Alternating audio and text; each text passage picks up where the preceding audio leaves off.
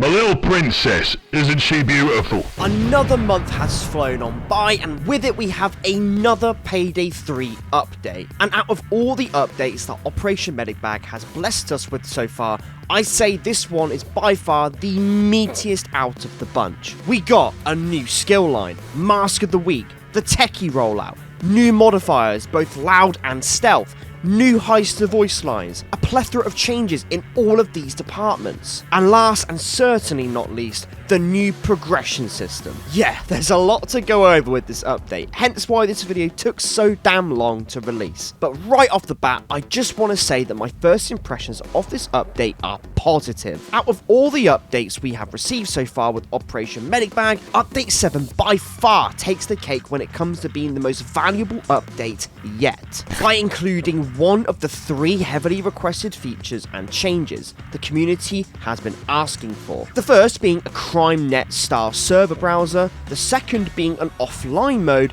and the third, which has made its debut in this update, being of course the progression system rework. With all of that being said, grab some snacks, sit back, relax, and let's dive straight into Payday 3's 7th major update. Starting off with the big one, the new progression system. How does it work? I'll explain. Before I do so, I'll make it known to the 3 people out there that actually enjoyed farming the same challenges over and over again, that challenges for the most part are gone. The only remaining ones are your career ones, which grant you C-stacks and unlockables, and the starter ones for completing the tutorials, and for hardcore ones like the Kiss the Chef challenge. The reason Starbreeze are doing this is that they are going to be reintroducing challenges later on down the line, and rework them into a format where they become actual challenges for hardcore players to pursue in exchange for rewards. I really hope that these could include exclusive rewards like masks, paints, gloves, etc. for bragging rights, like in Payday 2 with the difficulty masks for example. But for now, until they are reintroduced, it gives us time to get leveling with the new progression system. Progression at launch was an absolute slog, with it being challenge based, meaning that the only way to get levels was through challenges and challenges only. Shortly after launch, they introduced IP per completion with a stealth bonus and an all bags reward. However, this did nothing but speed things up from a snail's pace to a hedgehog's. And I ain't talking about Sonic. Fast forward to today with Update 7, we have gone from a bog standard hedgehog to that Sonic geezer I was just talking about. Look at that IP. So here's how the new progression system works. Each heist nets you a base amount of IP for completing it. This is based on the length of the heist as well as the difficulty. Alongside that, you also have both a stealth and a loud bonus. Each of these have a set amount of IP for completing them. They are also difficulty dependent. And last but not least, we have an all bags bonus. This system is exactly what players wanted since launch, and I feel like Starbreeze have done progression in this way, so it encourages players to hit that level 150. Once you hit 150, each renown level will get you access to exclusive rewards like paints and stickers, etc. And I can imagine later down the line, the rewards we will receive will keep on coming and will further be added into the game. I'm talking new paint jobs, masks, suits, hell, you name it, anything. With all that being said, I am a huge fan of the new progression system. I actually feel rewarded for playing the game now, rather than being forced to grind the same heists over and over again to maximize my IP. So yeah, overall, the progression is great. It's set up for the future, so when new awards are introduced for levels, we can obtain them at a much more bearable and pain-free speed. Moving on. Alongside the new progression system, we have been introduced to a brand new skill line, the Assassin. This skill line adds an emphasis on suppressed weapons as well as skills that apply to both stealth and loud. I'm going to go through the line, the skills, their descriptions, and offer my thoughts on them. Let's go. Starting off with Assassin. The base skill is whenever you kill an enemy with a suppressed weapon, you gain Rush. And the ace version is whenever you manually mark a guard or law enforcement, you refresh Rush. Right off the bat, we have a skill that allows you to constantly keep Rush active, besides throwing bags on the ground and picking them up again, which plays rather nicely to other skills in the tree and also other skills in different trees, especially ones with specific buffs, which I will talk about soon. I feel like the base is fine though. Overall, they both have some functionality. Skimming the ground. As long as you are wielding a suppressed weapon, your crouching movement speed is increased by 20%. After trying this skill out, it makes barely any difference and feels like filler to lead up to the later skills. It's not great. What would make this skill better and more viable would maybe be a chance to dodge bullets from crouching perhaps. Maybe a slight 10% chance, that's just a suggestion. Drop cloth. Whenever you kill a guard with a suppressed weapon, their bodies cannot be detected during the first 10 seconds. Any radios from guards you kill this way won't activate until the 10 seconds have passed. This is a rather unique stealth skill for those looking for a more sneaky build. If you're spotted during stealth, it gives players a small window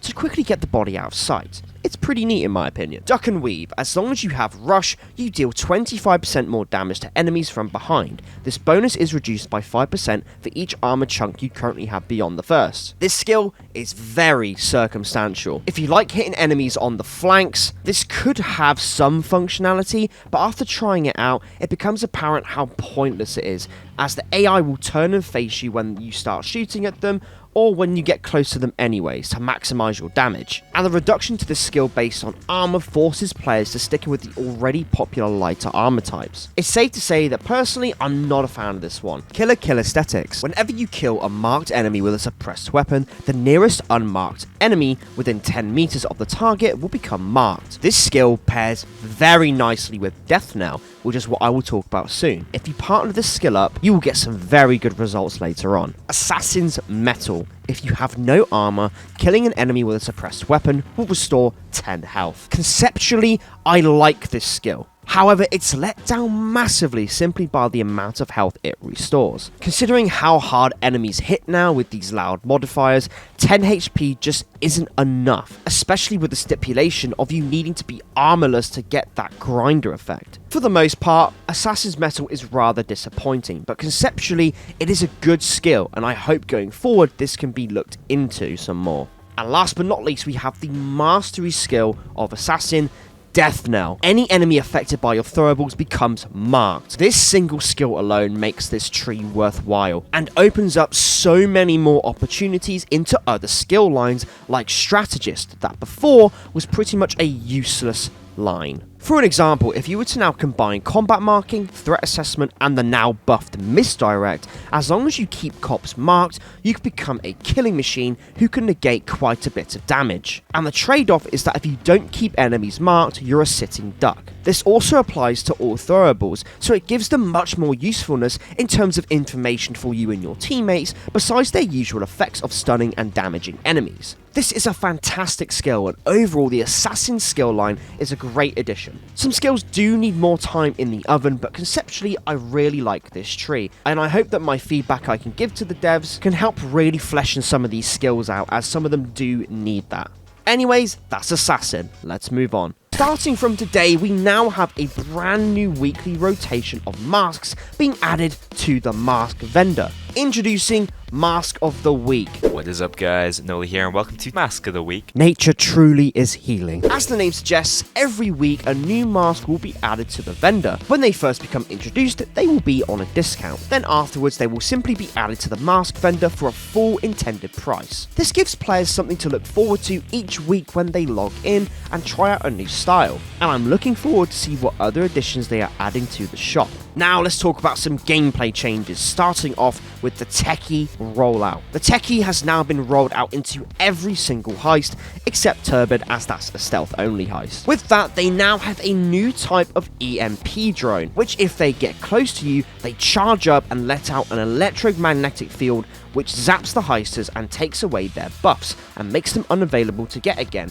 for 20 seconds. This makes hunting down the Techie a much bigger priority, as you will come to realise in some cases that if you let her drones keep on coming, you're going to find yourself in a tough situation. I personally really like this addition, as it forces the team to go out of their way and hunt her down, and it makes players switch up the usual gameplay formula than just sitting and defending a point. Alongside her, we also have the addition of some new loud and stealth modifiers, which also do a great job of switching up the difficulty and where you approach a heist in your own particular way. They all offer a very unique challenge. After playing with them all in different mixes and matches in different heists, they definitely do a great job with adding some more challenge to the higher difficulties without being too annoying like a lot of players thought they initially would be. My only real issue is that they are on a bi-weekly basis in terms of rotation. If they were to have them as a daily or even an hourly rotation, it would add so much more replayability. Overall, they are all fair and they offer a great challenge if you have certain ones paired with one another.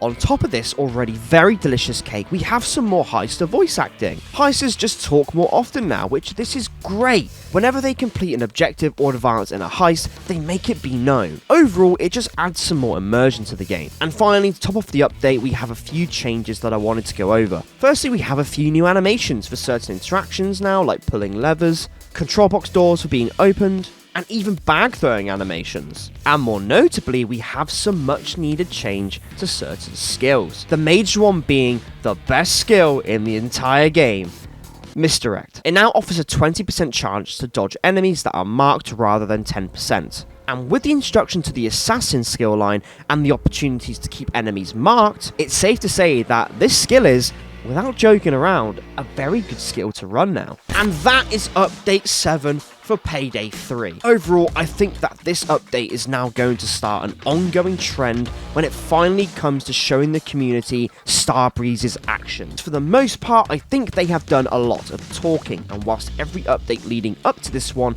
have been baby steps in the right direction, this one feels like a big leap forward. I hope the team sees the increased player numbers going up exponentially and uses that as fuel for the rest of the year. All of that hard work they have been doing behind the scenes is slowly starting to show and pay off. Although we're not fully back just yet, I can safely say we are on the right path to a better Payday 3. And that is where the video is going to end.